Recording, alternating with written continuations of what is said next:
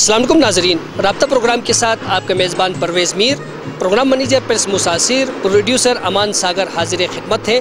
आज हम आपको एक अहम तरीन मौजू पे बात करने के लिए और दिखाने के लिए लेके जा रहे हैं, जिसमें आम आवाम को इंतहाई फ़ायदा पहुंच सकता है। नाज़रीन, मैं आपको बताता चलूँ कि आँख इंसान के जिस्म का इंतहाई कीमती हिस्सा है, जिसके ज़रिए हम जो है वो हर कलर, हर रंग, हर वाक़ात और रास्ता जो कुछ भी है वो देखते हैं, पढ़ते हैं, लिखते हैं, तजुर्बात करते हैं। आँख गर्ज़ की इंतहाई कीमती हिस्सा है इंसान के जिस्म का, और हमारे माशरे के अंदर जो है आँखों की हिफाजत का जो एक शऊर है वो अभी तक जो है डेवलप नहीं हुआ है। उसको बेदार करने के लिए हनीसारा टीवी जो है आज गिलगित आई केयर सेंटर गिलगित में इस वक्त आया हुआ है। यहाँ पर हम माहिर अमराज चश्म और दीगर जो इस शोबे में काम कर रहे हैं उनसे बातचीत करेंगे और आपको हम मालूमात फराहम करने की कोशिश करेंगे कि गिलगित आई सेंटर में जो है वो किस किस्म की सहूलियात मौजूद है और इसके अलावा हम अपने आँखों को किस तरह इन मुहलिक अमराज से बचा सकते हैं जिनकी वजह से हमारी आँख मुतासिर हो सकती है। इन्हीं सवालों का जवाब हासिल करने के लिए हम चलते हैं गिलगित आई केयर सेंटर और देखते हैं कि हम अपने आँखों की हिफाजत के लिए क्या कर सकते हैं। आइए नाज़रीन, इस वक्त हम गिलगित आई केयर सेंटर के एडमिन अफसर मीरबाज साहब के साथ बैठे हुए हैं और हम आपको इस इदारे के खदोखाल, वसअत और यहाँ पर तरीक़ाकार के मुतल्लिक़ कुछ एडमिनिस्ट्रेटिव जो मालूमात हैं वो आप तक हम पहुँचाएँगे। मीरबाज साहब, आपको हम अपने प्रोग्राम में खुशामदीद कहते हैं। आप हमें बताना चाहेंगे कि गिलगित आई केयर सेंटर जो है वो कब से काम कर रहा है और इसका दायराकार कहाँ तक है? इससे पहले कि मैं गिलगित आई केयर सेंटर पर आ जाऊँ, इससे पहले यहाँ अंग्रेज़ों का एक हॉस्पिटल चलता था, गिलगित आई हॉस्पिटल, जिसको आप विजन इंटरनेशनल पाकिस्तान भी कह सकते थे। तो उन्होंने 17 साल गिलगित में काम किया। जब वो 2015 में वाइंड अप हुआ तो उसके बाद हमने सोचा कि यार इस मोटिव को हम कैसे आगे बढ़ाएँ। उसके बाद हमने फिर स्टाफ को ऑर्गेनाइज़ किया।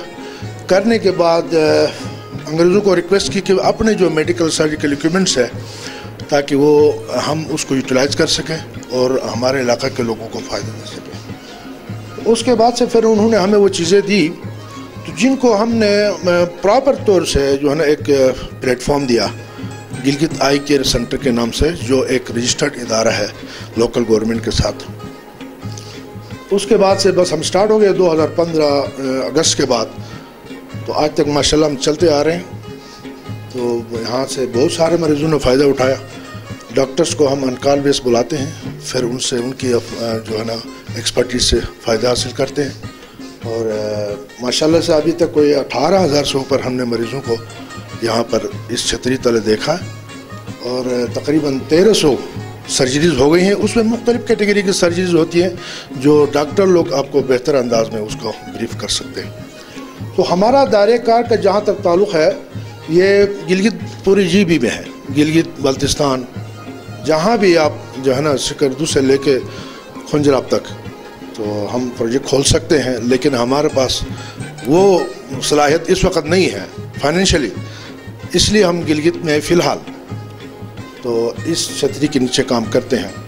लेकिन ये कि साल में हम एक दफ़ा या 2 दफ़ा जब भी हमें मौका मिले, हमारी फाइनेंस ज़्यादा दे तो हम डोर स्टेप पे गांव जाकर जो आउटरीच एरियाज़ है वहाँ पे हम आई कैंप्स भी करते हैं और स्कूल के प्रिंसिपल और उनसे निगोशिएट करने के बाद फिर वहाँ पे स्कूल स्क्रीनिंग भी करते हैं, जहाँ पे छोटे बच्चों को चेकअप किया जाता है और न कि ये बहुत मुश्किल काम है, तो वालिदैन को भी पता नहीं होता है, न टीचर्स को पता होता है कि एक बच्चे का मसला है क्या। तो वो वहाँ पे जाकर एक किस्म की आप अवेयरनेस आप कह सकते हो, एजुकेशन आई सेट के हवाले से सबको अवेयरनेस होती है। तो इस तरह का एक छोटा सा काम है जो हम कोशिश कर रहे हैं लोगों को हम अपने तौर से कुछ न कुछ कर सकें। मिर्बाज साहब, आपने हमें एक बात बताया कि ये जो गिलगित आई केयर सेंटर है ये यहाँ के लोकल गवर्नमेंट से रजिस्टर्ड है, तो रजिस्ट्रेशन का क्या तरीक़ाकार है? क्या सोशल वेलफेयर डिपार्टमेंट में इसकी रजिस्ट्रेशन हुई है, और क्या इसके ऊपर कोई गवर्निंग बॉडी आपने बनाई है कम्युनिटी की? वो किस तरह यहाँ पे काम करता है? क्या हमारे नाज़रीन को आप ये बताना पसंद करेंगे? ज़रूर है, क्योंकि ये सोशल वेलफेयर में रजिस्टर्ड नहीं है, बल्कि ये जॉइंट स्टॉक कंपनीज़ जो सोसाइटी एक्ट है उसके अंडर रजिस्ट्रार के पास होती हैं। तो इसको सोशल टच तो इसमें है, क्योंकि ज़ाहिर है मतलब जो है ना, हम लोग जब इस फील्ड में काम करते हैं तो लोगों को हम ज़्यादा से ज़्यादा फ़ायदे देने की कोशिश करते हैं। हमारी गिलगित आई केयर सेंटर की अपनी एक बोर्ड है, उस बोर्ड के अंदर जनरल सेक्रेटरी है, अच्छा फिर अब चेयरमैन है, वाइस चेयरमैन है, इस तरीके से वो इसको सुपरवाइज़ करती है। फ़िलहाल इन फ्यूचर हमारी पॉलिसी में है कि हम ऐसे लोग जो मुखैर हजरात भी हों, जो लोगों के लिए एक सोशल काम कर सकते हों, दिल में दर्द रख सकते हों, उनको हम बीच में लाएंगे। ज़रूर उनसे, उनके एक्सपर्टीज से भी हम फ़ायदा हासिल कर सकते हैं। फ़िलहाल तो हम इसको बस हमारे पुरानी स्टाफ है, जो टेक्निकल स्टाफ है, अपने फील्ड में एक्सपर्ट है, वो सब मिल के हम कोलैबोरेटरी इसको चला रहे हैं। डॉक्टर को बुला के मरीज़ों को, लोगों को फ़ायदे देने की कोशिश करते हैं। अच्छा मिर्बाज साहब, आपसे मैं पूछना चाहूँगा कि क्योंकि आपका स्टॉक एक्सचेंज में इसकी रजिस्ट्रेशन है और ये 1961 के थ्रू आपकी मेरे ख्याल में रजिस्ट्रेशन हुई है, तो उसमें जो है वेलफेयर के काम भी हैं, और इसके अलावा क्या आपके डोमेन में आपने रखा है कि कोई डोनर अगर कोई जो दुखी इंसानियत की खिदमत करना चाहता हो तो आपके साथ जो है वो ताउन करे या आपको कुछ डोनेशन वगैरह दे, ऐसा कोई आपने रखा हुआ है? जी हाँ, ये वन टाइम ग्रांट हमें मिलती है। वो हमारे कोई दोस्त है न्यूजीलैंड बेस्ड, तो उसने कमिटमेंट की थी जब ये गिलगित आई हॉस्पिटल क्लोज हुआ, उस वक़्त उन्होंने कहा मैं आपको सपोर्ट करूंगा, आप फर्दर लोगों की खिदमत के लिए आप आगे बढ़ सकते हो। तो वो फिर हमें सपोर्ट करता है, साल में कोई 6-7 लाख रुपए। वैसे इस वक्त जो हमारी फाइनेंशियल पोजीशन है, अगर डोनेशन नहीं होती तो हम 10 लाख से भी नीचे हमारा कैश फ्लो था, लेकिन उसकी डोनेशन की वजह से हम इसको मुश्किल से हम चला रहे हैं। इसी कंडीशन में, इस सिचुएशन में रहते हुए हमने लोगों को बहुत फ़ायदे देने की कोशिश की है।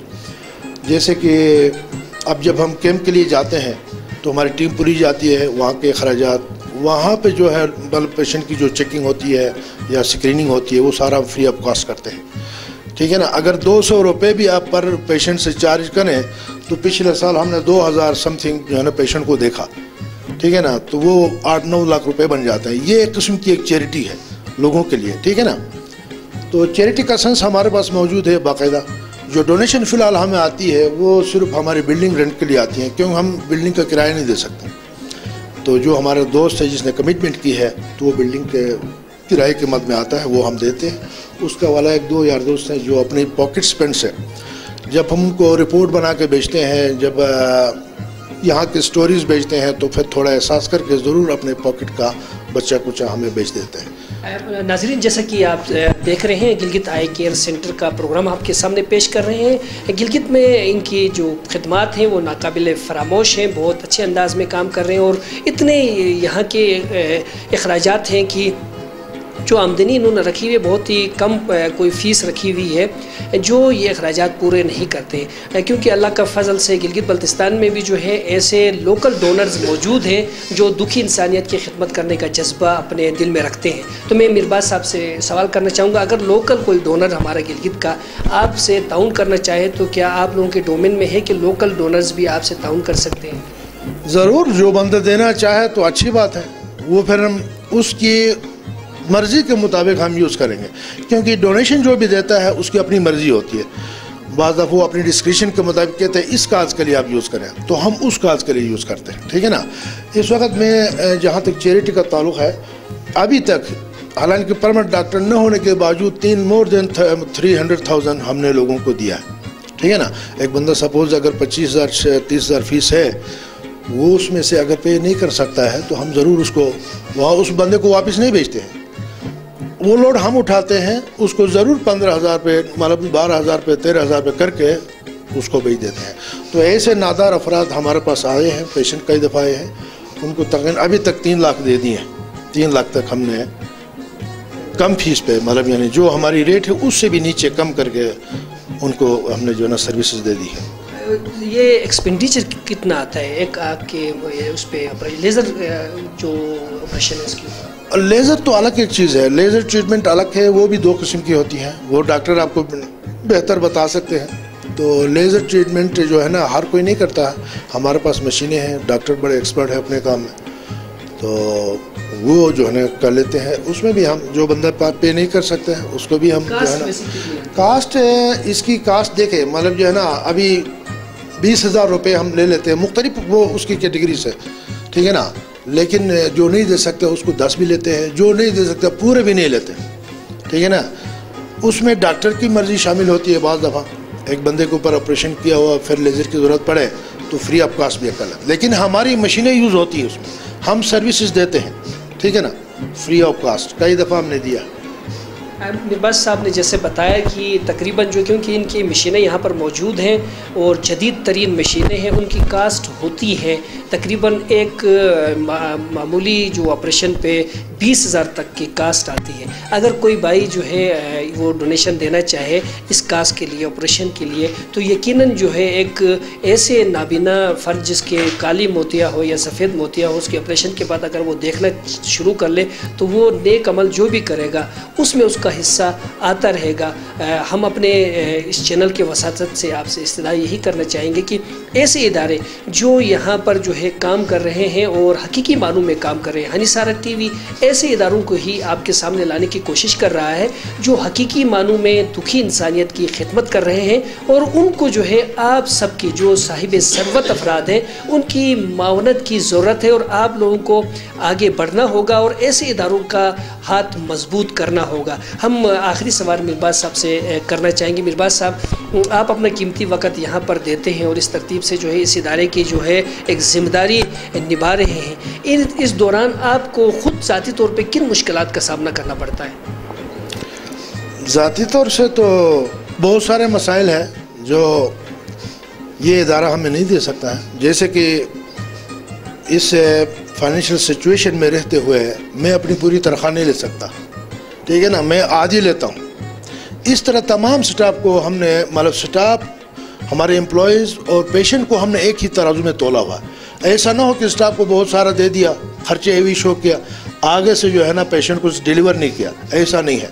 पेशेंट को हम 100% कोशिश करते हैं डिलीवर करने की, लेकिन स्टाफ को थोड़ा रोकते भी हैं। उनकी तनख्वाहें इतनी नहीं होती है जितनी होनी चाहिए, महंगाई आप देख रहे हैं, तो इस तरह के मुश्किलात तो हैं। लेकिन मुश्किल में रहते हुए खिदमत करना तो ज़रूरी है। बेइज्जत इंसान ज़रूरी नहीं है, ये आप नहीं सोच सकते कि भाई जो है ना मुश्किल है तो मैं नहीं करूँगा, लेकिन मुश्किल को फेस करना ज़रूरी होता है मेरे ख्याल में। बिल्कुल, मिरबाज साहब ने बहुत अच्छी बात की है कि वही इंसान है जिसके अंदर एहसास का जज्बा बेदार है, वरना इंसान गोश्त और हड्डियों का एक ढांचा और कुछ भी नहीं है, एक लोथड़ा है।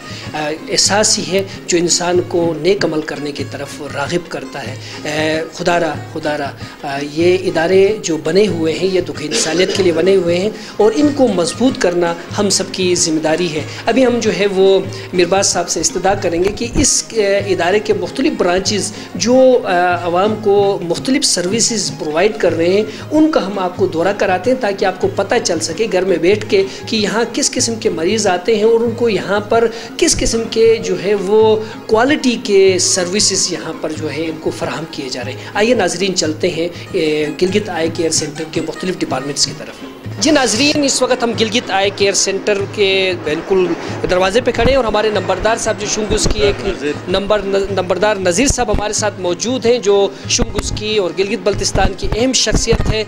इनको जेम्स स्टोन के हवाले से गिलगित बल्तिस्तान बल्कि पूरे वर्ल्ड में जाना पहचाना जाता है और ये चाहे तो मुल्क के बल्कि बैरून मुल्क जाके भी अपना किसी किस्म का भी इलाज करवा सकते हैं, लेकिन हमारे नंबरदार साहब ने अपने इलाके के इसी हॉस्पिटल को जो है वो चुना है, इन्होंने यहाँ इलाज कराया है। हम इनसे पूछना चाहेंगे कि गिलगित आई केयर सेंटर में जो इलाज की क्या सहूलियात है, क्या वो किस स्टैंडर्ड के हैं और वो कैसा महसूस कर रहे हैं? अच्छा जी, मेहरबानी। 2018 में इस डॉक्टर के पास आके हमने चेक कराया और यहाँ बेहतरीन किस्म की चेकिंग हो रही है, बेहतरीन किस्म की ऑपरेशन और वो ऑपरेशन जो है बहुत बेहतर कामयाब हो गया है। तो अब मैं आज दोबारा आया हूँ कि दूसरे आँख को का भी ऑपरेशन कराने के लिए। तो डॉक्टर साहब ने चेक किया है, लेकिन इंशाल्लाह बेहतर ऑपरेशन हो रहा है जी। आप क्या समझते हैं कि यहाँ का जो स्टैंडर्ड है वो वर्ल्ड लेवल का स्टैंडर्ड है? बिल्कुल है, इसमें कोई ऐसा नहीं है। गिलगित बल्तिस्तान में तो ये सबसे बेहतर है और हो सकता है पाकिस्तान लेवल में भी बेहतर होगा ये। बहुत बहुत शुक्रिया हाजी नज़ीर साहब, हमारे नंबरदार साहब, बहुत बहुत शुक्रिया आपका। नाजरीन, जैसा कि आपने देख लिया कि यहाँ पर ऐसी शख्सियात भी यहाँ पर आके अपना इलाज करना चाहती हैं जो दुनिया भर में किसी भी हॉस्पिटल में जाकर अपना इलाज करवा सकते हैं, लेकिन वो इसी हॉस्पिटल को जो है वो अवलियत दे रहे हैं। आइए हम मुख्तलिफ डिपार्टमेंट की तरफ चलते हैं। जी नाजरीन, जब सबसे पहले आप गिलगित आई केयर सेंटर में दाखिल होते हैं तो सबसे पहले यहाँ पर हमारे दोस्त मौजूद हैं, बहादुर साहब मौजूद हैं। ये यहाँ पर जो है वो मरीज़ को डील करते हैं, तो हम इनसे बातचीत करेंगे। अस्सलाम वालेकुम बहादुर साहब। बहादुर साहब, आप हमें बताएंगे कि सबसे पहले जो मरीज़ आपके पास आता है वो आपको किस किस्म की मालूमात देता है और आप क्या महसूस करते हैं कि उसको कहाँ भेजा जाए और किस तरफ उसको रेफ़र किया जाए? जी, हमारे पास तो बहुत सारे मरीज़ आते हैं, तो हम उनको सही गाइड करते हैं कौन सा डॉक्टर बेहतर है, ऑपरेशन कैसा होता है, फीस कितनी है, वो सब कुछ इन्फॉर्मेशन मरीज़ को देते हैं। अच्छा, उसके बाद आपको पता चल जाता है कि इसको कहाँ इसको रेफ़र किया? जी बिल्कुल, अंदाज़ा होता है। बाकी डॉक्टर हमारे पास डॉक्टर होता है, मैं डॉक्टर के पास भेजता हूँ मरीज़ को, डॉक्टर सही उनको मालूमात देता है मरीज़ को। जी नाज़रीन, जैसे कि आपने सुन लिया कि ये यहाँ पर मरीज़ सबसे पहले यहाँ बहादुर साहब के पास आते हैं और यहाँ से दीगर डिपार्टमेंट्स में वहाँ उनको मुंतकिल किया जाता है। यहाँ पर उनका केस नंबर, उनके कार्ड्स, उनके हिस्ट्री यहाँ पर जो है बिल्कुल यहाँ पर लिखी हुई होती है। अब तक आज के दिन तक जो है 36 मरीज़ यहाँ पर जो है अभी तक अपना सुबह से अभी तक जो है वो चेक करा चुके, रजिस्टर्ड हो चुके हैं। हमारे साथ मिरबाज साहब भी बैठे हैं जो इस इदारे के एडमिन ऑफिसर हैं, वो हमें इसके बारे में भी कुछ बताएंगे, ओपीडी के बारे में। सबसे पहले तो पेशेंट जब आता है तो उसकी यहाँ रजिस्ट्रेशन होती है, उसका कार्ड बनता है, उसका चार्ट बनता है, फिर उसको कंप्यूटर भी हम रजिस्टर करते हैं। बाकायदा कंप्यूटर में हमारा सॉफ्टवेयर है, ठीक है, ताकि फ्यूचर में जब आ जाए तो अगर वो कार्ड घुमाता है तो हम यहाँ से उसको रिकॉर्ड निकाल के उसको आगे करते हैं। तो यहाँ रजिस्ट्रेशन होता है। उसके बाद जो है ना, हम यहाँ पर फिर मेडिसिन भी इसी डिपार्टमेंट से ही देते हैं। जब डॉक्टर प्रिस्क्राइब करता है तो उसको देखते हुए, जिसकी ये प्रिस्क्रिप्शन है, ये डॉक्टर की प्रिस्क्रिप्शन है, इसको देखते हुए ये बंदा जो है ना मेडिसिन यहाँ पेशेंट को दे देता है, ठीक है ना। तो ज़रूरत की तकरीबन हमारे पास 90% मेडिसिन अवेलेबल है आई के हवाले से। उसके अलावा यहाँ चश्मे भी हम मरीज़ों को, डॉक्टर जब प्रिस्क्राइब करता है तो हमारा बंदा मौजूद है, अभी तो बाहर गया, वो जो है ना फिर यहाँ पे उस प्रिस्क्रिप्शन के मुताबिक चश्मे बनाता है। बाज़ पेशेंट को बना के नंबर के मुताबिक बना के देने पड़ते हैं, बाज़ को फिर रेडीमेड भी हमारे पास होते हैं। बाज़ लोग जो है ना सन ग्लासेस के प्रिस्क्राइब होती है तो वो हमारे पास तैयार लेके आते हैं। तो इस तरीके से तकरीबन 90% जो है ना आँखों की जितने भी मतलब दवाई के हवाले से हो चाहे चश्मे के हवाले से हो, वो हम पेशेंट को अवेलेबल करते हैं ताकि उनको मसला ना हो। जी बहुत बहुत शुक्रिया मिरबाज साहब, हमें मुख्तलिफ मज़ीद डिपार्टमेंट्स अगर आप दिखाना चाहें तो। जी नाज़रीन, इस वक्त हम वेटिंग हॉल जो यहाँ पर है, यहाँ कुछ मरीज़ बैठे हैं, इनसे हम बातचीत करेंगे। अस्सलाम वालेकुम सर। अस्सलाम वालेकुम सर। बैठे तशरीफ रखें। क्या नाम है सर आपका? क्या नाम है सर आपका? मेरा नाम फरदुम खान। फरदुम खान साहब, आप कहाँ से ताल्लुक़ रखते हैं? मैं टेरू से। टेरू से? हाँ, शांदू टाप में है। बिल्कुल, ये हम टेरू। तो आप हमें बताना चाहेंगे कि वहाँ पर किस सिलसिले में आप यहाँ तशरीफ लाए, कब से आ रहे हैं? मैं कल आ गया था, मेरा आँख खराब है इसलिए आ गया था यहाँ पर। यहाँ चेक कराया आपने? पहले एक दवा किया है या एक को किया। अच्छा, वो ठीक हो 2 साल वो ठीक हो गया। अच्छा, अभी मेरा शौक है या खराब हो गया, मैं यहाँ पर आ गया। अच्छा, तो कल क्या समझते हैं यहाँ पर अच्छा इलाज होता है? अच्छा है, अच्छा इलाज है, अच्छा इलाज हो गया था हम यहाँ पर आता है। अच्छा इलाज हो गया तो यहाँ पर आता है, नहीं तो इधर बहुत फौजिया जुटियाल में है, उधर हम नहीं जाता है, क्योंकि जिस जगह में फायदा है तो उधर जाना पड़ता है। बहुत बहुत शुक्रिया। यहाँ पर हमारे साथ एक और मरीज भी हैं। जी क्या नाम है आपका? अब्दुल कादिर। अब्दुल कादिर साहब हमारे साथ मौजूद हैं। कहाँ से ताल्लुक है आपका? हंदरब से आपका ताल्लुक है। आप अपने चेकअप? नहीं, मेरा ये पोता है, इसको चेक करना है। अच्छा, ये पोती आपकी है प्यारी सी। क्या इसका मसला है? इसका आंख में एलर्जी का बीमारी है। अच्छा, कब से ला रहे हैं आप इन्हें यहाँ? मैं अभी आया हूँ। अच्छा, चेकअप कराने के लिए? हाँ, एक दफ़ा पहले किया था मैंने। तो क्या कैसा महसूस किया? बेहतर हो गया? बेहतर हो गया, पहले से कम बेहतर हो गया ना, इसलिए मैंने यहाँ लाया है। बहुत बहुत शुक्रिया। नाज़रीन, यहाँ पर कुछ हमारी बहनें भी यहाँ पर हैं, हम इनसे बातचीत करेंगे। एक उमर रसीदा हमारी यहाँ मौजूद है, इनसे हम बातचीत करें। जी बहन, आप इस दादी को यहाँ लेके आए हैं? जी, मेरी माँ है, मेरा नाम यासीमीन है, गज़र यासीन से ताल्लुक़ रखती हूँ। ये मेरी माँ है, इसकी आँख का मसला है, इसलिए चेकअप के लिए यहाँ लाए हैं। आज सुबह हम आए हैं। अच्छा, यहाँ कब से? पहले कभी चेक कराया यहाँ पे कि फर्स्ट टाइम? फर्स्ट टाइम यहाँ आए हैं। अभी चेकअप हुआ है लेकिन दवाई नहीं दिया है। यहाँ चेकअप अच्छा हो रहा है ना, इसलिए हम यहाँ आते हैं। जैसे कि यास्मीन बहन कह रही है कि यहाँ पर जो है इलाज बहुत अच्छा हो रहा है, इसीलिए उन्होंने बहुत ही उमर रसीदा हमारी दादी है, इनको यहाँ पर लाया हुआ है। तो हम यहाँ पर मज़ीद मरीज़ हैं, उनसे हम बातचीत करेंगे। पर अमीन साहब होते हैं, मरीज़ जब रजिस्ट्रेशन के बाद यहाँ आता है, यहाँ फिर इनिशियल स्टेज पे ये सारा जितना भी काम है वो तैयार करके डॉक्टर को फॉरवर्ड करते हैं। अमीन साहब से आप पूछ सकते हैं जो। जी अमीन साहब, यहाँ पर जो है हमारे एक दोस्त भी मौजूद है। अमीन साहब है जो यहाँ पर जो है चेकअप करते हैं इनिशियल स्टेज में, जैसे कि बताया। आप हमें बताएंगे यहाँ पर किस तरह चेकअप होता है, किस तरह मरीज़ की तशख़ीस होती है कि उसको क्या चीज़ चाहिए? अस्सलाम वालेकुम। यहाँ पे सबसे पहले मरीज़ यहाँ पे आ जाते हैं, हम उसका कंप्लेन देखते हैं, उससे पूछ लेते हैं कि उसका क्या मसला है। बाज़ दफ़ा इनकी नज़र कम हो जाती है, चश्मों की ज़रूरत पड़ जाती है, हम उनको ग्लासेस देते हैं रिफ्लेक्शन करके। और उसके बाद हमारे पास एक तो मैनुअल ये सिस्टम है, इससे हम कर लेते हैं। दूसरा ऑटो रिफ्लेक्टर, वहाँ पे इन दोनों से हम चेक कर लेते हैं। अगर ग्लासेस का मसला है तो हम यहाँ पे इनको चश्मों का नंबर देते हैं, या कोई और मसला है हम इनको विजन लिखते हैं, फिर आगे डॉक्टर की तरफ रेफ़र कर लेते हैं। बस यही। अच्छा, अमीन साहब जो है इन्होंने जैसा कहा कि यहाँ पर जो है आँखों के नंबर्स, आम समझ ग्लासेस के नंबर्स का तयन यहाँ किया जा सकता है। हमारे साथ साजिद साहब यहाँ मौजूद हैं, जो हमारे गिलगित बल्तिस्तान के एक अच्छे शायर भी हैं, नोमल से इनका ताल्लुक़ है। इनसे हम पूछने चाहेंगे कि आपको कब महसूस हुआ कि आपकी नज़र कमज़ोर हो गई? बिस्मिल्लाहिर्रहमानिर्रहीम, अस्सलाम वालेकुम। मुझे तकरीबन महीने से मुझे नज़र कमज़ोर हो रही थी, तो मैंने चेकअप करवाने के लिए दूसरे कई हॉस्पिटल में भी गया, उधर अच्छा चेक नहीं किया। तो फिर मैं यहाँ पे आया तो यहाँ चेकअप सही हो रही थी। तो माशाल्लाह मेरा आँखों का जो दर्द था, आंसू आ रहे थे, वो अभी माशाल्लाह ठीक हो गए। तो अभी आप प्रॉपर जो है ऐनक लगवाना चाहते हैं? जी जी। तो अमीन साहब, आप क्या कहेंगे? इनको ऐनक की ज़रूरत है? हाँ, ज़रूरत है इनको। हाँ, बिल्कुल ज़रूरत है। उसके बाद ये इनका मर्ज़ मुकम्मल तौर पे कंट्रोल में हो जाएगा? हो सकता है, बिल्कुल। बहुत बहुत शुक्रिया। अमीन साहब ने जैसे कहा कि यहाँ पर जो है गिलगित आई केयर सेंटर में जो है ग्लासेस जो है वो बनते भी हैं, और यहाँ पर रेडीमेड भी मिलते हैं, और इनको जो है प्रॉपर तरीके से जदीद मशीनरी, जैसे कि इन्होंने कहा कि उनका चेकअप किया जाता है, और उसके बाद उनको यहाँ से उनकी तशख़ीस होती है कि उनको किस नंबर का ऐनक यहाँ पर लगाया जाएगा। ये डिपार्टमेंट आपने देख लिया। आइए चलते हैं नेक्स्ट डिपार्टमेंट की तरफ, जहाँ हमारी रहनुमाई कर रहे हैं मिरबाज साहब, जो इस इदारे के एडमन ऑफिसर है। आइए नाज़रीन चलते हैं। ज़रूरत है कैटरेक्ट सर्जरी, स्पेशली जो फैको जो करते हैं, अगर उसकी ज़रूरत है तो यहाँ पे 2-3 टेस्ट होते हैं।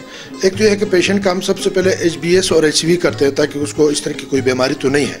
अगर है तो उसके जितने भी सेट है वो सारे अलग रखे जाते हैं, ताकि वो बीमारी किसी और पेशेंट को ना लगे। या हाइजीन का इंतहाई हम ख्याल रखते हैं। और दूसरा ये है कि उसका जो कौन सा नंबर लेस लगेगा, इस मशीन के ज़रिए से हम फाइंड आउट करते हैं, और उसकी चार्ट बनती है बाकायदे, जो है ना उस डॉक्टर के प्रिस्क्रिप्शन उसके साथ चार्ट के साथ लगा लेते हैं। फिर उसकी जो है ना सर्जरी के लिए तैयारी की जाती है। तो जी, जैसे कि नाजरीन हमारे मिरबाज साहब ने बता दिया कि फ़ीको सर्जरी जो होती है उसकी सहूलत यहाँ पर गिलगित आई केयर सेंटर में मौजूद है, और जदीद तरीन मशीनरी यहाँ पर नस्ब है, जो यहाँ पर कंप्यूटराइज तरीके से उनके नंबर्स यहाँ पर ऑपरेशन से कबल जो फ़ीको लेंस नंबर जो है यहाँ पर उनको चेक किया जाता है, SK से जो है वो किया जाता है, और यहाँ पर जो है हाइजीनिक जो है इंतहाई उसका ख्याल रखा जाता है, ताकि दीगर मरीज़ या ख़ुद मरीज़ जो है मुख्तलिफ मज़ीद डिजीज़ का शिकार ना हो। और ये तमाम तर जो है वर्ल्ड वाइड जो एक स्टैंडर्ड है उसके मुताबिक यहाँ पर जो है सहूलियात फराहम की जा रही हैं गिलगित आई केयर सेंटर में। और नाज़रीन, आपने देख लिया कि यहाँ पर जो है दूर दराज इलाकों से गिलगित बल्तिस्तान के मरीज़ यहाँ पर आ रहे हैं और यहाँ जो है इनके पास इतनी ही सहूलियात हैं कि वो गिलगित में बैठकर ही उनको चेक कर सके। अगर हमारी सूबाई हुकूमत या दीगर इदारे जो है इनके साथ जो है कोऑर्डिनेशन करें तो ये जो ऑपरेशंस हो रहे हैं, ये जो यहाँ पे हो रहे हैं, वही चीज़ें हमारे सूबों के दीगर इलाकों में जाके, जैसे कि मिरबाज साहब ने कहा कि हम लगाते हैं, तो अगर इनके साथ ताउन किया जाए तो ये सहूलियात मुख्तलिफ कैंप्स में जाकर वहाँ पर दिया जा सकता है। हमारे इस प्रोग्राम का मकसद ये है कि हम जो है इनके काम को जो है अच्छे अंदाज में आगे लाएँ और ताकि सूबाई हुकूमत दीगर इदारे जो हैं वो इनके साथ भी ताउन करें और ये कैंप्स लगाएं और लोगों को जो इस अमराज में मुब्तला हैं उनको उनके घर के दरवाजे पे ये सहूलियात मिल सके। अगर सूबाई हुकूमत और दीगर ताउन करें तो यही चीज़ें, ये ऑपरेशन आप मुख्तलिफ कैंप्स में भी कर लेते हैं। कैंप्स में ऑपरेशन एक्चुअली वो रिस्की होता है। हम लोग आज तक हमने कैंप्स को प्रेफर नहीं किया। हम इसी स्टेशन पे, कैंप का मकसद ये होता है कि हम गाँव में जाते हैं, वहाँ उनके डोर स्टेप पे पेशेंट को, डॉक्टर को ले जाते हैं, पेशेंट चेक करते हैं, उसके पास क्या मसाइल हैं, उसके साथ वो फाइंड आउट करने के बाद उनको सेंटर पे जो है रेफ़र करते हैं। उसकी मर्ज़ी है, वो जिस डॉक्टर के पास जाना चाहते हैं, हम डॉक्टरों को नाम बताते हैं। जिस तरह गवर्नमेंट के मतलब डॉक्टर्स हैं, इधर भी है, कशरोड में भी है, हमारे पास, वो उसकी मर्ज़ी है जहाँ पर जाता है। हमारा काम है मसले को उजागर करना, उसको बताना। जी मिरबाज साहब ने जैसे कहा कि हम सिर्फ तशखीस करते हैं कि मरीज़ का मर्ज़ क्या है और किस स्टेज पर है और किस स्टेज पे उसको किस डॉक्टर और किस माहिर से रब्ता करना है, इसका तयन करने की तमाम सलाहियत इस इदारे के पास मौजूद है। बाकी जो है मरीज़ जो है वो अपने हैसियत के मुताबिक वो कुछ कर सकता है। आइए नाजरीन, नेक्स्ट डिपार्टमेंट के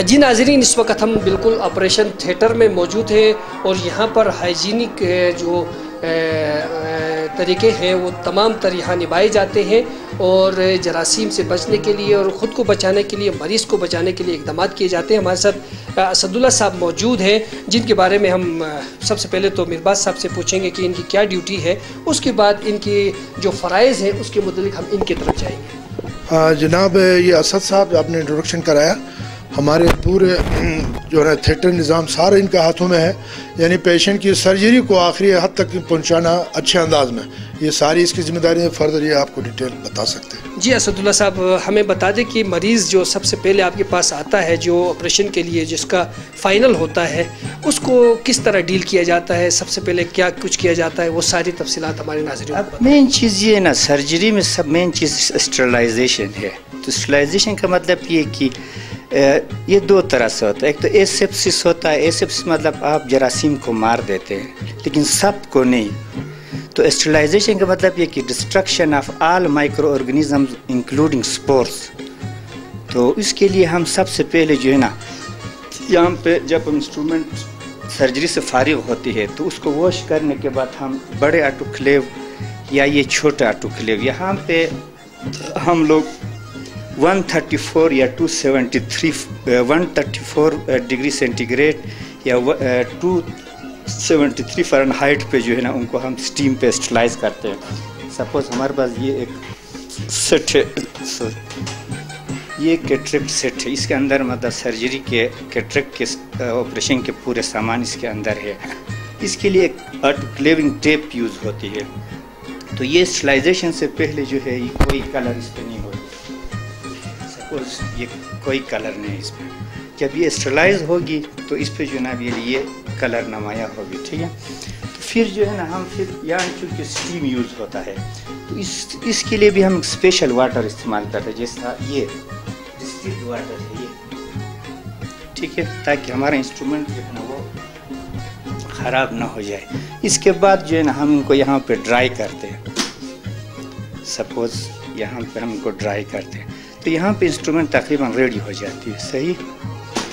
तो जब रेडी होती है तो फिर हम सर्जरी में यूज़ करते हैं। उसके लिए हम फिर थिएटर जाएंगे। जी बिल्कुल, असदुल्ला साहब ने जैसा कि बताया नाजरीन कि यहाँ पर वो औज़ार जिनको ऑपरेशन में इस्तेमाल किया जाता है, एक दफ़ा जब मरीज़ से इस्तेमाल होते हैं या वो यहाँ पड़े होते हैं तो सबसे पहले उनको यहाँ पर जरासीम कश जो मशीनरी आपने यहाँ पर देखा, तरीक़ेकार यहाँ पर है, इसके अंदर रखा जाता है और इसको एक टाइम और एक हीट, स्पेशल हीट के ऊपर जो है इसको रखा जाता है ताकि इसमें मौजूद जरासीम जो है वो ख़त्म हो जाए। उसके बाद उन औज़ार को ऑपरेशन में इस्तेमाल किया जाता है। नाज़रीन, इस वक्त हम उस ब्रांच में मौजूद है जहाँ पर वो औज़ार दस्तयाब है जिनके ज़रिए ऑपरेशन किया जाता है और जिनको जरासीम से पाक करने के बाद जो है वो यहाँ पर जो है ऑपरेशन किया जाता है। इस ब्रांच में लाने का मकसद हमारा यही है कि यहाँ पर जो है हाइजीन का ख़ास ख्याल रखा जाता है, हिफ्ज़ान सेहत के इन उसूलों के मुताबिक जो है यहाँ पर जो है वो औज़ार मौजूद हैं जिनसे एक ऑपरेशन को किया जाता है। तो हम असदुल्ला साहब से कहेंगे कि हमें ऑपरेशन थिएटर भी ले चले। तो नाजरीन, इस पूरे इवेंट की जो कवरेज है हमारे प्रेस मूसा आसिर कर रहे हैं, हमारे साथ मौजूद हैं गिलगित आई केयर सेंटर में, और ये है वहाँ का यहाँ का जो है वो ऑपरेशन थिएटर, और इसके मुतलिक भी हमें असदुल्ला साहब जो यहाँ के इंचार्ज है वो हमें बताएंगे। तो सबसे पहले जब मरीज़ आती है तो हम उसको यहाँ पे लेटाते हैं। लेटाने के बाद उसकी जो मुतलका आय है उसको हम पायोडीन से साफ़ करते हैं। तो पायोडीन भी एक हद तक जो है जरासीम कुश है, ताकि जैसा हमारा सामान साफ़ होती है इसी तरह मरीज़ की आंख को भी साफ़ होना चाहिए। तो ये जो मशीन आपको नज़र आ रही है ये सबसे लेटेस्ट मशीन है आजकल सर्जरी का। तो इसको कहते हैं फेको मशीन या फेको एमल्सिफाइंग मशीन, ठीक है। इसके ज़रिए सर्जरी बहुत आसान हो चुका है। तो इस पर न टांके लगाए जाते हैं और न ही जनाबी कोई सुराख बड़ी होती है, न ये बहुत अच्छा मशीन है और टाइम बहुत कम वक्त में सर्जरी हो जाती है। तो वहाँ पे जो हम सामान स्टरलाइज करते हैं वही सामान यहीं पे यूज़ होंगे। जैसा अब ये है फेको का सेट है, ये मुकम्मल स्टरलाइज है जो मरीज़ में इस्तेमाल होगी। अच्छा, यहाँ पर जो है बाकी जो मशीनें जो रखी हुई ये किस मकसद के? ये जो है माइक्रोस्कोप है, चीज़ को बढ़ करके दिखाएगा, जैसा आंख एक छोटी सी। अच्छा, ऑपरेशन के दौरान इसका इस्तेमाल किया जाता है? जी जी जी, इस्तेमाल करते हैं। बिल्कुल बिल्कुल, इसके ज़रिए किया जाता है। और ये जो आपने रखा है ये जो है जनरल एनेस्थीसिया के लिए। कुछ मरीज़ ऐसे होते हैं कि मतलब वो लोकल में मुमकिन नहीं होती, जैसे छोटे बच्चे होते या कोई डरने वाले लोग होते, तो उनके लिए हम एनेस्थेटिस्ट बुलाते हैं। एनेस्थेटिस्ट जो है ना फिर यही मशीन यूज़ करते हैं उनके लिए एनेस्थीसिया के लिए। इसमें जो है वो मज़ीद औज़ार मौजूद हैं? हाँ, ये सब एक्सेसरीज़ है, मतलब ज़रूरत में हमारा काम में आती है। और ये जो ना फोल्डेबल लेंसेज है, स्पेशल लेंसेज। जैसा कि पहले ज़माने में जो है ना सर्जरी के लिए सुराख बड़ी बनाई जाती थी, तो रिजिड लेंस इस्तेमाल होते थे, सख्त लेंस। तो आजकल फोल्डेबल लेंस है। तो फोल्डेबल लेंस एक सिरिंज में जो है ना से अंदर जाके वो खुल जाती है। इट्स ऑल सर या। तो असदुल्ला साहब ने हमें ऑपरेशन थिएटर के बारे में सारी मालूमात दी हैं। आप हमारे मरीज़ों को, हमारे जो मरीज़ हैं उनको हमारे चैनल के थ्रू कोई पैगाम देना चाहते हैं कि वो किस तरह घर से तैयारी करके आ जाए ताकि उनको यहाँ पर मसाइल का सामना न करना पड़े? सर्जरी से पहले अक्सर ज़रूरी है कि मरीज़ हाइजीनिकली साफ़ सुथरा होना चाहिए, उसको नहा के आना चाहिए। तो साबुन का इस्तेमाल घरों में ज़्यादा होना चाहिए, ये मेन चीज़ है सर्जरी से पहले। तो करना भी हो तो हम सर्जरी से पहले उनको जो है ना एडवाइस करते हैं कि आप लोग जो है ना मुँह हाथ धो लें। तो ये ज़रूरी चीज़, बहुत ज़रूरी चीज़। जी नाज़रीन, हमने देखा, हमारे मुशाहिदे में आए, यहाँ पर दूर दराज देहातों से लोग आते हैं और वो सादा लोग होते हैं। इसीलिए जैसे कि असदुल्ला साहब ने वाज़ह तौर पे कहा है कि वो जो है जो मरीज़ यहाँ पर आते हैं उनको जो है वो अच्छी तरतीब से नहा धो के आने चाहिए। तो आइए नाज़रीन चलते हैं दीगर डिपार्टमेंट्स की तरफ। जी नाज़रीन, हम यहाँ पर मौजूद हैं, मोहम्मद मसूद साहब यहाँ पर हैं जो यहाँ पर आप देख रहे हैं कि ऐनक बनाते हैं। मरीज़ को जो जिस नंबर का ऐनक डायग्नोस किया जाता है वो यहाँ पर आते हैं और यहाँ पर उनके लिए जो है वो ऐनक तैयार किया जाता है। जैसा कि आप देख रहे हैं मसूद साहब जो है एक मरीज़ के लिए एक ऐनक तैयार कर रहे हैं। जैसा इन्होंने हमें बातचीत से पहले बता दिया था कि 5 मिनट में इन्होंने एक जो है वो ऐनक तैयार करके देना है। तो यकीनन ये बहुत माहिर और अपने काम में यकता है, यकीनन जो है हमसे अच्छी बातें करेंगे, अच्छी मालूमात देंगे आपके लिए, ताकि आप जो है उन मालूमात का घर बैठे फ़ायदा हासिल कर सकते हैं। तो इनके पास एक मरीज़ आए, देखते हैं कि इनको किस नंबर का ऐनक दिया गया है। क्या कुछ मसूद साहब बताना चाहेंगे आप? सर, इनको दिया है दूर का नंबर डॉक्टर साहब ने। तो अब ये पेशेंट की चॉइस है कि वो यहाँ से बनवाना चाह रहे हैं या मार्केट से बनवाना चाह रहे हैं। सिर्फ मैं पेशेंट से क्वेश्चन करूँगा कि आप यहाँ से बनवाना चाहते हैं, यहाँ से बनवाना या मार्केट से बनवाने में क्या डिफरेंस है, वो मैं पूछ रहा हूँ।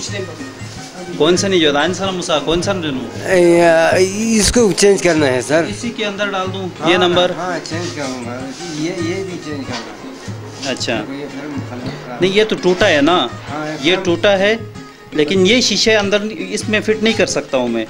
डॉक्टर ने आपका नंबर चेंज किया है, इसी नंबर के शीशे में इसमें डाल के दे दूँगा आपको। ठीक है, इसको फ्रेम जो है इसको चेंज करना है। अब ये नया बनाया तो इसकी ज़रूरत तो नहीं पड़ेगी मेरे ख्याल में। नहीं, दोनों ज़रूरत है ना। चलो मैं कर लेता हूँ। अच्छा मसूद साहब, आपके पास ज़्यादातर किस किस्म के मरीज़ यहाँ पे आते हैं? हमारे पास ग्लाक्सिस के, तो मेरा डिपार्टमेंट ग्लाक्सिस है। तरजीह देते हैं कि बाज़ार से लेना पसंद करते हैं? यहाँ पे ऐसा होता है कि बाज़ार से बनवा के जब हमारे पास कोई पेशेंट आ जाता है, अगर नंबर में आगे पीछे यानी 0.25 या एक्सिस या कोई इस तरह का कोई इशू आता है, तो वो फिर हम कहते हैं यार आपने मार्केट से बनवाया है, इसको वहीं पे ले जाके आप चेंज करवाएं। अगर हम बना के देते हैं तो वो हमारी रिस्पॉन्सिबिलिटी होती है कि हम उसको एज ए फ्री यानी फ्री एंड कास्ट हम उसको चेंज करके दे दें। पूरा ऐनक चेंज करते हैं? पूरा ऐनक हम चेंज करके दे देते हैं। फ्रेम प्लस ग्लास लेंस दोनों चेंज करते हैं। ये सहूलत हासिल है गिलगित आई केयर सेंटर में। नाज़रीन, जैसे मसूद भाई ने कहा कि अगर आप यहाँ ग्लासेस बनाते हैं तो आपको ये सहूलत हासिल है कि आपके अगर नंबर इन केस चेंज होता है तो वो ग्लासेस फ्री में बनते हैं। रेट्स कभी बताएंगे यहाँ और मार्केट के रेट्स में कितना? सर, यहाँ पे कास्ट प्राइस है जो हमें जितने का पड़ता है। जैसे अभी मैं पिछले दिनों ये लेंस हमारे लाहौर से आए हुए हैं, लाहौर लैब है, वहाँ पे बनते हैं।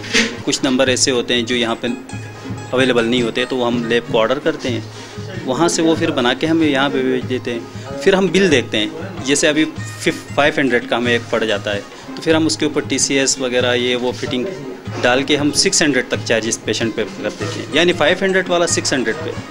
और फिर फ्रेम आ जाता है, फ्रेम मुख्तलिफ होते हैं, 400 का होता है, 500 का, वो उसको प्लस करके 1000 मैक्सिमम 1000 1400 1500 इससे ऊपर तक वो नहीं बनता है। बहुत बहुत शुक्रिया मसूद साहब। जैसे कि आपने सुन लिया कि यहाँ पर जो है वो ग्लासेस भी बनते हैं और मार्केट से कम रेट पे, ये सिर्फ कास्ट लेते हैं। यहाँ पर मुनाफे का कोई रुझान नहीं है कि मुनाफाखोरी यहाँ पर की जाए। इसीलिए नाजरीन, अगर आप जो है अपने ग्लासेस बनाना चाहें तो यहाँ पर आ सकते हैं और यहाँ पर जो है एक क्वालिटी के जो मसनूआत हैं, जो प्रोडक्ट है इनके पास मौजूद है। ये इनका मेन मकसद गिलगित आई केयर सेंटर का यही है कि वो यहाँ के जो मरीज़ हैं, यहाँ के जो सारिफीन हैं, उनको क्वालिटी जो सहूलियात हैं वो फराहम करें।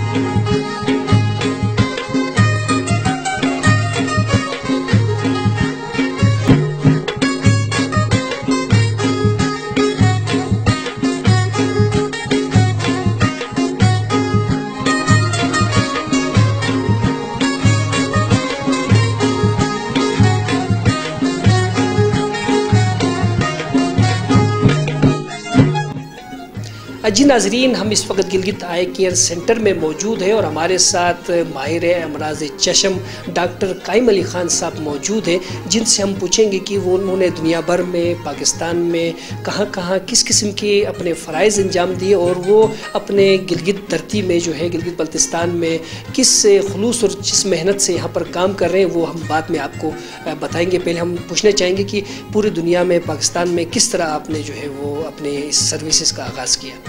अस्सलाम वालेकुम जी, शुक्रिया हनी सारा टीवी, पहली दफ़ा देख रहा हूँ, ये बहुत अच्छा लग रहा है कि गिलगित का लोकल चैनल है। अच्छा, मैं बेसिकली यासीन से बिलोंग करता हूँ, बेसिक एजुकेशन वहीं से की थी, फिर हाई स्कूल नंबर 1 से मैट्रिक वगैरह किया, उसके बाद कराची गए, FSC कर लिया, अयूब मेडिकल कॉलेज से MBBS, और फिर होली फैमिली में FCPS ट्रेनिंग पूरी करने के बाद मैं यहाँ आया था गिलगित में 2005 में, जहाँ ये आई विजन हॉस्पिटल था। यहाँ पे अमेरिकन डॉक्टर्स भी थे, हम भी थे। तो 2013 तक मैं यहीं पे एज ए कंसल्टेंट काम करता रहा हूँ। 2013 के बाद मैं गया हूँ पूंछ मेडिकल कॉलेज रावलकोट में, आज़ाद कश्मीर में है वो।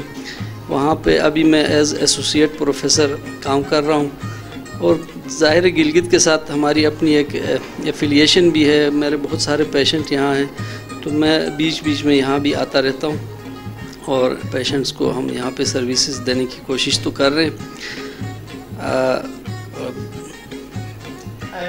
ये नाम जो है डॉक्टर कायम अली ख़ान का नाम जो है जाना पहचाना है गिलगित बल्तिस्तान के सब जो इस मर्ज़ से जो है जिनको लाहक नहीं है वो भी जानते हैं। इंतहाई मारूफ नाम है। हम इनसे पूछने चाहेंगे क्योंकि गिलगित बल्तिस्तान से ताल्लुक़ रखते हैं और गिलगित बल्तिस्तान में ही जो है वो सर्विसेज दे रहे हैं। तो गिलगित बल्तिस्तान में आँखों के किस किस्म के मरीज़ पाए जाते हैं? अच्छा, मरीज़ तो आप कहें तो देखें हर किस्म के मरीज़ यहाँ होते हैं, बच्चों से लेकर बूढ़े और जवान, सबको आई की बीमारियाँ डिफरेंट होती हैं। ज़्यादातर मैं जो फोकस करना चाहूँगा जिसकी वजह से यहाँ पे एक ब्लाइंडनेस जो होती है ना, वो एक होती है रिवर्सिबल, जिसको वापस किया जा सकता है। जैसे सफ़ेद मोतिया है, उसका ऑपरेशन करें विजन वापस आ जाती है। लेकिन मैं एक ख़ास बीमारी है जिसको ग्लूकोमा हम कहते हैं और आम ज़बान में उसको काला मोतिया कहते हैं, जिसमें आँख का प्रेशर बढ़ता है और मरीज़ को नहीं पता होता है कि उसके अंदर वो बीमारी चल रही है। लेकिन इसको दूसरे अल्फाज में साइलेंट थीफ भी कहते हैं। साइलेंट थीफ यानी चोर है जो खामोशी से आके आपका सामान लेके जाता है। इसी तरह की ये बीमारी है। मैं इसी बीमारी पे जोर दूंगा। आजकल जब भी मैं आता हूँ मुझे बहुत सारे पेशेंट वो मिल जाते हैं जिनको काला मोतिये की वजह से उनकी नज़र ख़त्म हुई होती है और हम उनके लिए कुछ कर भी नहीं सकते। इसका एक ही तरीक़ा है कि टाइम के साथ उसको देखा जाए, डायग्नोज किया जाए। जैसे मैं कहूँगा कि 40 साल के आसपास जिसकी भी उम्र होती है उसको नज़दीक के ऐनक की भी ज़रूरत होती है, तो उनको चाहिए कि वो 40 साल में एक दफ़ा ज़रूर अपनी आइज़ चेकअप करा दें। फिर वो डॉक्टर देखता है कि आया इसका प्रेशर ज़्यादा है, इसके अंदर काले मोतिये के आने के चांसेस हैं या नहीं है। तो फिर उस हिसाब से अगर किसी की फैमिली हिस्ट्री है काला मोतिये की तो उनमें ज़्यादा चांस होता है। किसी की एक आंख में पहले काला मोतिया हुआ है, दूसरी में चल रहा है या नहीं, उसको देखने का एक ही तरीका है कि आप डॉक्टर के पास जाएं और 40 साल में एक दफ़ा दिखाएं। फिर डॉक्टर ज़रूरी समझेगा तो वो आपको साल में 4 साल में जब भी वो कहेगा आपको दिखाते रहना चाहिए, ताकि आगे वो बीमारी है जो मरीज़ को तब पता चलती है जब वो बीमारी आखिरी स्टेज में होती है, जब उसकी नज़र एक आंख में ख़त्म होती है, दूसरी में भी एडवांस डैमेज हुआ होता है। इसलिए मैं ज़्यादा फोकस करूँगा गिलगित बल्तिस्तान में। मुझे लगता है कि ये बीमारी कंपैरेटिवली जहाँ कश्मीर में मैं काम करता हूँ वहाँ इतनी ज़्यादा नहीं है, यहाँ पे ये ज़्यादा है और काफ़ी सारे लोग ब्लाइंड हो गए हैं। तो मेरी गुजारिश होगी कि यहाँ पे जो लोग, इवन मैं यहाँ अपने क्लिनिक में भी यहाँ लोगों को ये बता के रखा है कि अगर कोई पेशेंट आता है जो अफोर्ड नहीं कर सकता तो उसको वापस नहीं जाना चाहिए कि उसके पास फीस नहीं है। मैंने कहा कि उसको चेक करना है। उसके अलावा बहुत अभी डॉक्टर्स काफ़ी सारे हो गए हैं, सिटी हॉस्पिटल में भी हैं, DHQ में भी हैं, हमारे क्वालिफाइड डॉक्टर्स हैं जो बेहतरीन काम कर रहे हैं। उनको भी दिखा देंगे तो वो पिक कर लेंगे। इवन हमारे टेक्नीशियंस इतने ट्रेन हो गए हैं कि वो भी ग्लूकोमा को पिक करते हैं। ठीक है, तो मैं रिक्वेस्ट करूँगा कि मरीज़ों को जो है वो अपना एक टाइमली 40 साल के बाद एक दफ़ा ज़रूर थारोली चेकअप करें। दूसरी बीमारी में देखा है कि सीधी सी बीमारी है, सादा सी, यहाँ पे कॉर्नियल अल्सर, उसके बाद अंदर आँख के अंदर पस हो जाता है और इन्फेक्शन होता है और वो आइज़ ज़ाया हो जाती है। वो किन लोगों में है? वो इनमें है जिनमें अंडर प्रिविलेज कहते हैं, जो गरीब लोग हैं, जिनकी हाइजीन सही नहीं, जो सफाई नहीं करते। यानी लोग अपनी आँखों को सिंपल साबुन के साथ अगर धो लें, अपनी पलकें अच्छी तरह एक दफ़ा दिन में गर्म पानी से सुबह उठते हैं साबुन लगा के अगर धोएं, ये अल्सर वाला मसला भी हल हो जाएगा। इधर जितने पेशेंट आते हैं जिनको ये अल्सर की बीमारी होती है, मैं कहता हूँ यार आंखें पहले साबुन से धो लो। बस साबुन क्या करेगा, थोड़ा सा जला देगा, थोड़ी आंखें जलती हैं, फिर पानी डालेंगे आप, ठीक है, वापस सही हो जाती है। लेकिन वो जरासीम, वो गंदगी जो आँख के अंदर अल्सर पैदा करते हैं, फिर एंडोफ्थेल्माइटिस हम कहते हैं, कई दफ़ा इस तरह होता है, इस छोटी सी यानी आप नहीं धोने की वजह से आँख ही निकालनी पड़ती है लोगों की, इतना पस पड़ जाता है। ये दो चीज़ें मैं बहुत कॉमन देख रहा हूँ और मुझे बहुत डिस्टर्बेंस होती है कि यार कॉमन सी चीज़ें हैं जिनको हम रोक सकते हैं। काला मोतिया जो है इस तरह है कि आप उसको टाइमली अगर आप उसको डायग्नोज करें तो उसकी बहुत सारी मैनेजमेंट मौजूद है। दवाइयों के साथ हम उसको ठीक कर सकते हैं, लेज़र से कर सकते हैं, अगर फिर भी ना हो तो ऑपरेशन भी उसका है। लेकिन टाइम के साथ अगर उसका ऑप्टिक नर्व बचा हो उस टाइम आप ऑपरेट करें तो वो ज़िंदगी भर माजूरी से बच जाते हैं। तो सिंपल मैं रिक्वेस्ट करूंगा कि अपने प्यारे अपने अब्बा जो आसपास लोग हैं उनको ये बता दें कि साबुन से आंखें धोएं और दूसरा 40 साल के आसपास आंखें एक दफ़ा आधी दफ़ा ज़रूर चेक करवा लें। शुक्रिया। हमारे साथ मौजूद थे डॉक्टर कायम अली खान साहब, जिन्होंने गिलगित बल्तिस्तान में पाए जाने वाले उन अमराज पे जिन पे काबू पाया जा सकता है लेकिन हम बर वक्त उसको या एहतियाती तदाबीर नहीं करते और बर वक्त डॉक्टर से रुजू नहीं करते। इनका पैगाम जैसा कि मैं भी उसी पैगाम को दूंगा कि नाजरीन जिनकी उम्रें 40 साल और 50 साल के दरमियान में है और जिनके करीब की नज़र कमज़ोर हो रही है वो अपना एक मुआयना ज़रूर कराएँ ताकि पता चल सके कि आँखों के इस मर्ज़ के पीछे कहीं वो खामोश दुश्मन तो नहीं है जो आँख की पूरी लाइट जो है वो लेकर फ़रार होने की तैयारी कर रही है। इसी पैगाम के साथ अपने मेज़बान Parvez Mir, program manager prince Musa Asir, producer Aman Sagar और डॉक्टर कायम अली खान साहब को इजाज़त दीजिएगा। फिर मिलते हैं एक अच्छे प्रोग्राम के साथ। अल्लाह निगहबान।